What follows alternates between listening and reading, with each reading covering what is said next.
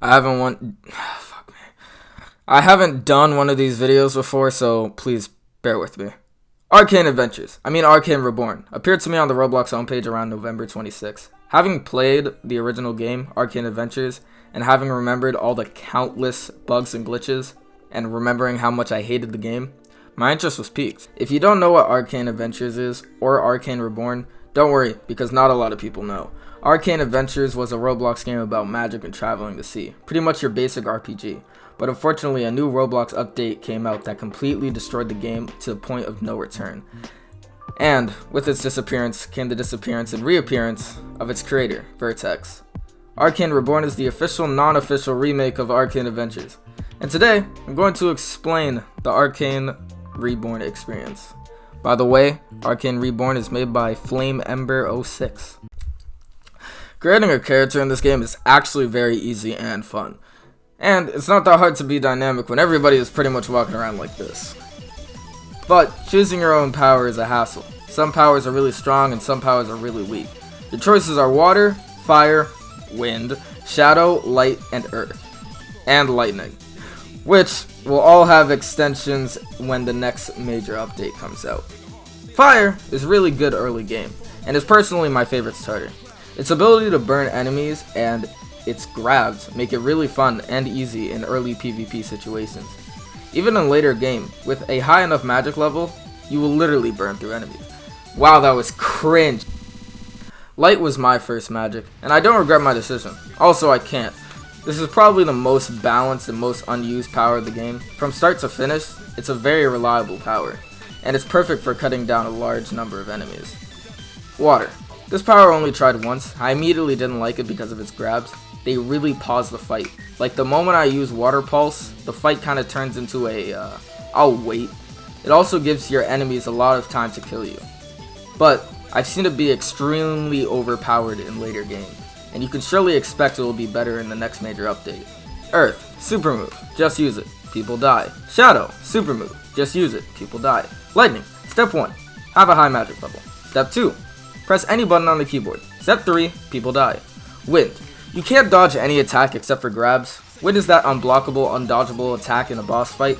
There needs to be extreme distance between you and your enemy for you to have a chance to win against wind. AKA press any button and people die. To start off the game, you get a very simple mission. Talk to Theos. And for the first mission, you'd think it'd be easy. But it's the second hardest mission in the game. Cause Theos will just say no, fuck you, go play Legacy! And after a good 5 minutes of server switching, you'll finally be able to talk to Theos. And he'll give you the plot of the game, which you can't skip. Oh my god!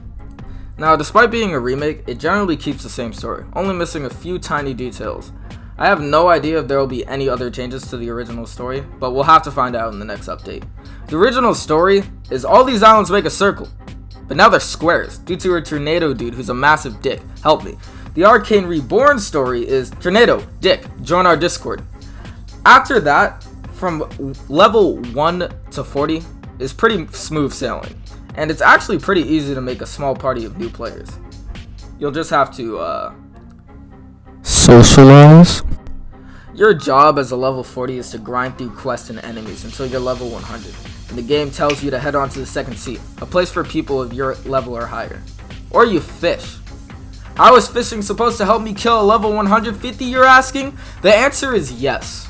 When you're fishing in this game, you're not fishing just for fish. You're fishing for any item in the game. Yes, there are actual things you can get from fishing that you can't get anywhere else. When I make my walkthrough, this will be very significant for getting through the game. The normal player, 150, just has armor from the shops, while a fisher can have legendary armor and weapons from fishing. I know what you're saying. Well, Glitch, it has to be hard for me to fish so I can get OP items and shit. Let me show you something. And now, with the items, comes item rarity. Common. Some things are really good, some things are really bad. Uncommon. The only good thing we have here is magic items. Rare. Only good things come from this. Legendary. You can get better stuff that is rare, but only if it's a weapon. Seasonal. Nerf. Mystical, nerf, the banjo. Press one button and prepare for world domination. The game's PvP system, despite what it may seem, is very balanced. And in most PvP situations, the skilled player will win. Despite major power differences between Light and Shadow, I've defeated high-level Shadow players at level 162. How did I become so skilled, you asked? Jumping. It may seem weird at first, but it kinda just makes sense. Jumping gets you out of the way of most attacks, except for wind. But will any of this information help you with bosses? No. Bosses in this game are still trying to figure out whether they're broken or not. Some already are, Emerald Captain. Your first boss of the game, the Leader of Darkness, is actually quite easy, and only takes around 3 tries to beat. The second boss, Ramses III, can be on the verge of death and just say, nah, fuck this. Yeet! The final boss, Phoenix, is difficult in the fun way, because it's actually a boss fight. With fantastic music and visuals for a Roblox game, I was surprised that this is better than the original. When you die, it's not, what the hell, it's, oh, that's what I gotta do. The Emerald Captain is just, ugh. There's nothing to learn except the devs made a mistake. There is no time to process the battle in any way, there's no way to dodge, you can't hit without getting hit, and all you need to know is that the devs need to patch this. But, enough about the game, let's talk about the community. People in this game are actually really chill. If they see that you speak English, they'll probably warn you before they kill you. Find a clan or small party and you'll find protection with a little amount of friends. Because in Arcane, most people just need a friend. The official Discord is really chill, and after meeting some of the owners and admins, they're really chill as well. And if you don't barrage them with requests for admin items, they'll recognize your existence and maybe throw you a 1-life legendary. Yes, this actually happened.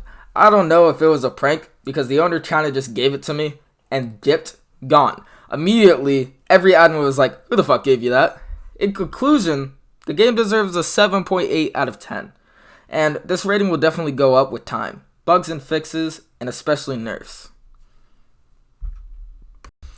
As my little final message, I wanted to thank you all for watching, and I'd also like you to join, if you have the chance, the Arcane Reborn Reddit and Discord. They're doing a lot of hard work out there, and the community needs a little more time to grow.